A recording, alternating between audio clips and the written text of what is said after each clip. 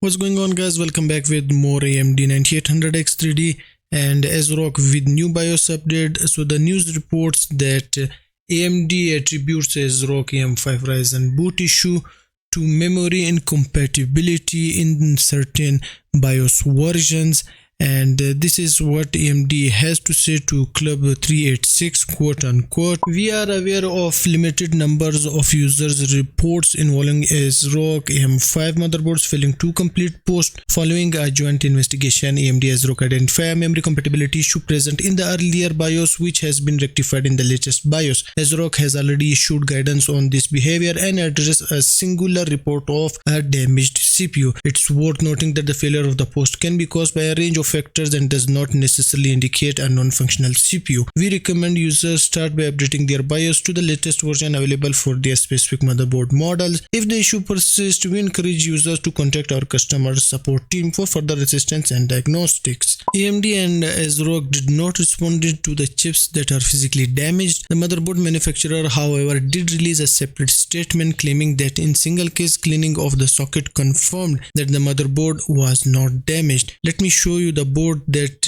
they are talking about. So this is what they are talking about before and after cleaning. So does that mean that ASRock is pointing fingers towards AMD? Although the company has mentioned that none of the BIOSes used by ASRock AM5 motherboards said to be damaging CPUs, although in my opinion, and to be honest guys, to me it does not make any sense at all to think that these systems boot up and run for a day or two or week, then suddenly silent. I mean, how does this make sense? Okay, let's say if we agree with AMD on the boot issue and say that memory may be the cause of the boot issue, but what about the CPUs that are physically damaged? What is the cause of behind those chips that are dead? This doesn't seem like a memory incompatibility issue to me, but something that neither AMD nor ASRock have addressed yet.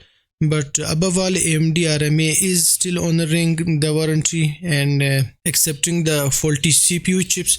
That's a good gesture, but to be honest, AMD and ASRock still need to investigate more about these burning chips. Next up today is that AMD is preparing Radeon RX 9070 graphics card to offer more competitive gaming, even better gaming value than the original 9070 graphics card. AMD did release these two graphics cards with RDNA 4 lineup 9070 XT and 9070, and both features Navi 48 GPU core with up to 16GB VRAM with the price tag of $599 and $549 respectively.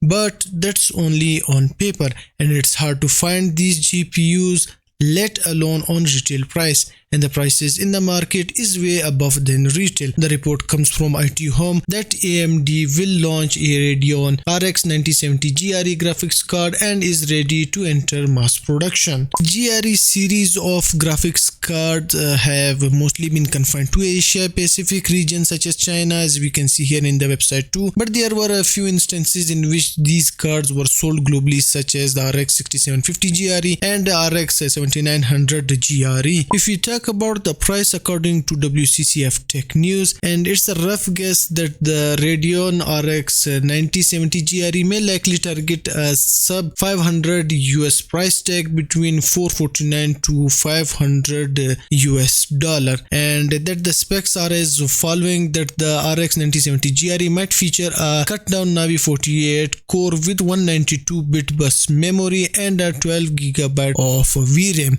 and this should also compete against the Nvidia RTX 5070, which also offers 12GB of VRAM, but not sure what the final specs might be unless a more credible sources releases the information regarding the GPU. Okay guys, last up for today is that AMD captures nearly 80% of the CPU market according to March Amazon US stats, and that they generates 5 times more revenue than Intel.